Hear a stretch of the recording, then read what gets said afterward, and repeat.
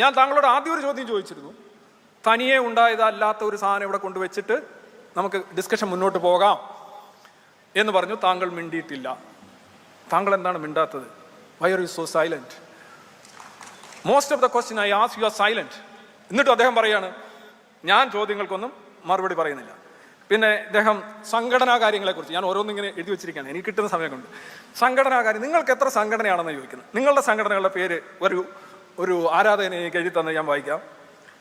Dammaj Mujahid, wisdom Mujahid, MSM മുജാഹിദിന്, ISM ഇതൊക്കെ ഉള്ളതാണെന്നറിയില്ല, Mujahid, KNM Mujahid, ജിന്നൂരി Mujahid, മടബൂര് Mujahid.